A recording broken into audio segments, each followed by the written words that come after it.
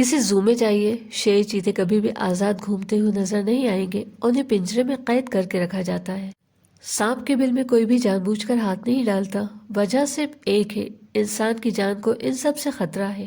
لیکن یہ خطرہ صرف جسم کو ہے، اور جسم تو یوں بھی خاک سے بنا ہے اور خاک میں ملنا ہے۔ انسان کے دو دشمن ایسے ہیں جو آنکھوں سے نظر تو نہیں آتے لیکن ہر وقت انسان کے ساتھ رہتے ہیں۔ ان دونوں دشمنوں میں ایک ہے شیطان اور دوسرا نفس۔ شیطان کے نام سے تو ہر کوئی واقف ہے، اور نفس کو تو کئی نام دیے گئے، لیکن ہم نفس کو سمجھنے کے لیے صرف ایک نام ذہن میں رکھ لیں، وہ نام ہے جی۔ فار ایگزامپل، ہم وہاں نہیں جائیں گے کیونکہ ہمارا جی نہیں کرتا، ہم وہی کریں گے جو ہمارے جی میں آئے گا، بس یہی جی نفس ہے۔ شیطان اور نفس دونوں ہی انسان کو ہر وقت بہکانے میں، گمراہ کرنے میں لگے رہتے ہیں۔ ان دونوں دشمنوں کی پوری کوشش رہتی ہے کہ انسان کو سیدھے راستے سے ہٹایا جائے، رب سے دور کیا جائے، رب ان سے ناراض ہو اور انسان کا اصل ٹھکانہ جہنم یعنی نرک کی بھڑکتی ہوئی آگ بنے۔ جب کوئی انسان بہکتا ہے، برا کام کرتا ہے، تو کہا جاتا ہے کہ اسے شیطان نے بہکایا، لیکن ایک دور ایسا بھی تھا جب شیطان خود بھلائی کے راستے پر تھا۔ ایک سوال آتا ہے کہ شیطان کو کس نے بہکایا جو وہ شیطان بنا؟ اس کا جواب ہے، شیطان کو اس کے نفس یعنی جی نے بہکایا۔ یہ سب سے بڑا ثبوت ہے کہ نفس شیطان سے بھی زیادہ خطرناک ہے۔ نفس اندر کا دشمن ہے اور شیطان باہر کا۔ جب تک اندر کا دشمن انسان کا کچھ بگاڑنا نہ چاہے، تب تک باہر کا دشمن یعنی شیطان بھی انسان کا کچھ بگاڑ نہیں سکتا۔ شیطان تو پہلے بھلائی کے کاموں میں ہی لگا رہتا تھا، لیکن جب رب نے انسان بنایا اور ساری کائنات میں خود اپنے بعد انسان کو سب سے اونچا درجہ دیا، تو شیطان کو غصہ آیا، شیطان جل گیا۔ پھر کسی کمپٹیشن میں، جس کی تفصیل انشاءاللہ آگے کسی ویڈیو میں بتائی جائے گی، اس کمپٹیشن میں آدم علیہ السلام یعنی جو سب سے پہلے انسان ہیں اور سارے انسانوں کے فادر ہیں، وہ جیت گئے۔ اس وقت تک شیطان اپنی نیکیوں کی وجہ سے فرشتوں کے ساتھ تھا۔ رب نے تمام فرشتوں کے ساتھ شیطان کو بھی حکم دیا کہ آدم کے سامنے سر جھکاؤ۔ سارے فرشتے جھک گئے، لیکن شیطان اکڑ گیا۔ اس نے صاف انکار کر دیا کہ میں آگ سے بنا ہوں اور آدم مٹی سے، میں زیادہ اسٹرانگ ہوں، میں آدم کے سامنے سر نہیں جھکاؤں گا۔ شیطان دلیل تو واقعی میں ایسی پیش کر رہا تھا جس میں بظاہر سچائی نظر آتی ہے۔ مٹی تو دھول بن کر اگر آسمان تک بھی چلی جائے تب بھی اسے گرنا تو زمین پر ہی ہے، اور انسان مٹی سے ہی بنا ہے، اور آگ تھوڑی ہو یا زیادہ، اس کا سفر ہمیشہ بلندی کی طرف ہوتا ہے۔ آگ بجھ جاتی ہے لیکن نیچے نہیں گرتی، اور شیطان آگ سے ہی بنا ہے۔ یقیناً اس دلیل میں سچائی ہے، لیکن حقیقت یہ ہے کہ آگ خود سے پیدا نہیں ہوئی، آگ کو بنانے والا اور شیطان کو بنانے والا بھی رب ہی ہے، رب ہی مالک ہے، رب ہی خالق ہے۔ شیطان اگر یہ سمجھ لیتا کہ بھلے ہی میں زیادہ اسٹرانگ ہوں، لیکن مجھے اسٹرانگ بنانے والا بھی تو رب ہی ہے، مجھے تو بس اپنے مالک کا حکم ماننا ہے، تو وہ برباد ہونے سے بچ جاتا۔ لیکن شیطان کو اس کے نفس نے، اس کے جی نے بہکایا کہ تمہیں جھکنا نہیں ہے، تم زیادہ طاقتور ہو۔ بس شیطان نے ایک غلطی کی اور ہمیشہ کے لیے جہنمی بن گیا۔ اس کے باوجود بھی شیطان نے رب سے دعا کی کہ مجھے قیامت تک یعنی مہاپرلے آنے تک مہلت دیجیے کہ میں انسان کو بہکاتا رہوں۔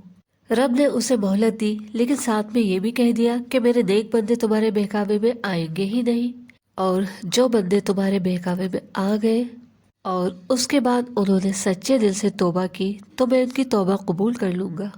شیطان کو اتنی پاور ملی ہوئی ہے کہ وہ انسان کی رگوں میں خون کی طرح دوڑ سکتا ہے، بھینس بدل کر انسان کے سامنے آ سکتا ہے، خواب یعنی سپنے میں آ کر بھی انسان کو بہکا سکتا ہے۔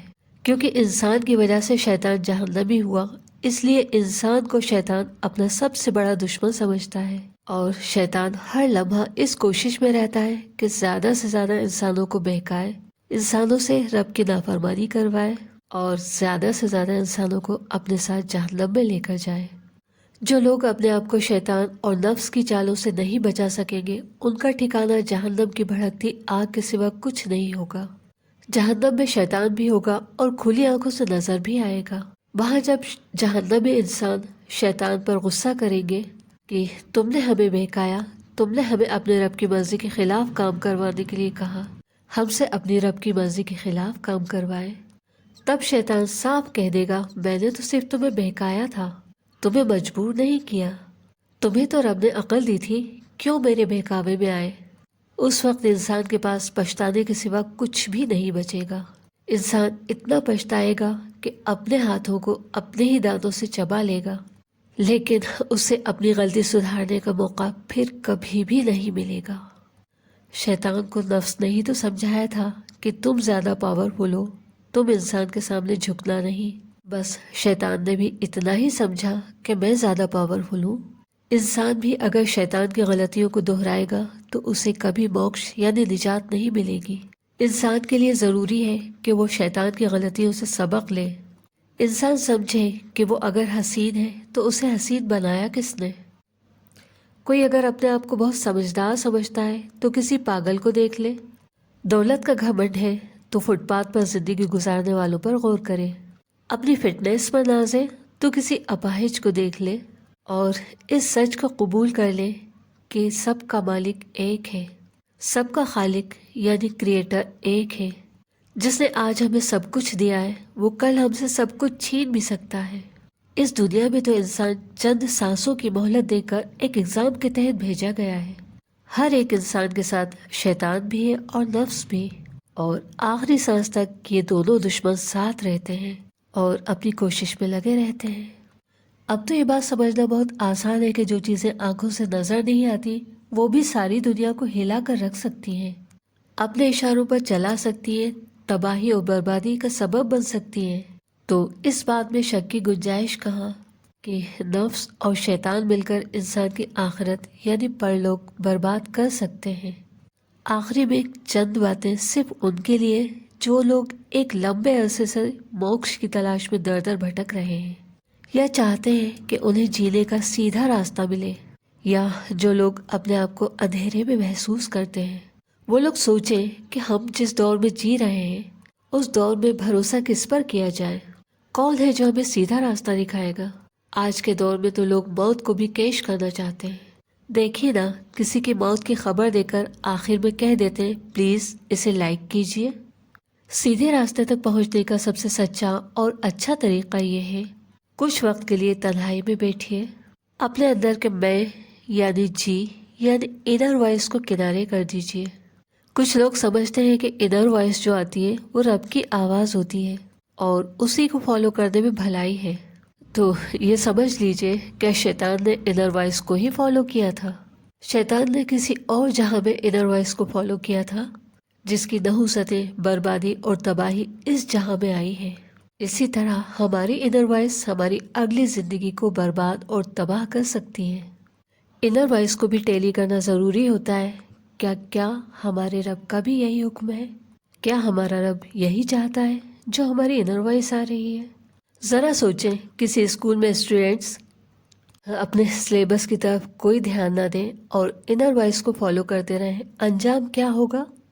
کسی آفس میں کوئی ورکر، کوئی کرمچاری آفس کے رولز کو نظر انداز کر کے انر وائس کو فالو کرتا رہے، انجام کیا ہوگا؟ دنیا میں کہیں بھی چلے جائیے، کسی چھوٹی سی دکان پر ہی جائیے، وہاں کے بھی کچھ رولز ہوتے ہیں جنہیں فالو کرنا ضروری ہوتا ہے۔ تو کیا ہمارے رب نے ہمیں دنیا میں یوں ہی اپنی منمانی کرنے کے لیے بھیجا ہوگا؟ اس نے ہمارے دنیا میں رہنے کے کوئی رول نہیں بنائے ہوں گے۔ بہت ضروری ہے کہ ہم سب رولز توڑنے کا انجام سمجھیں اور رب کے بنائے رولز کی طرف رخ کریں۔ کچھ وقت کے لیے تنہائی میں بیٹھ کر اپنے رب سے، اپنے کریٹر سے کنیکٹ ہونے کی کوشش کریں اور اسی سے پوچھیں کہ موکش یعنی نجات کا راستہ کہاں ہے۔ خود ہم سے زیادہ ہمارا بنانے والا ہمیں جانتا اور پیار کرتا ہے۔ ہم تو پانی کا ایک گھونٹ پیتے ہیں تو ہمیں معلوم نہیں رہتا کہ وہ پانی ہمارے جسم کے کس حصے میں جا کر کس وقت کیا کام کر رہا ہے، لیکن وہ رب ہے، وہ سب جانتا ہے۔ بس اسی کے سامنے سرنڈر کر دیجئے۔ یقین رکھیے صدیوں کا سفر چند لمحوں میں طے ہو جائے گا، سیدھا راستہ ملے گا اور ضرور ملے گا۔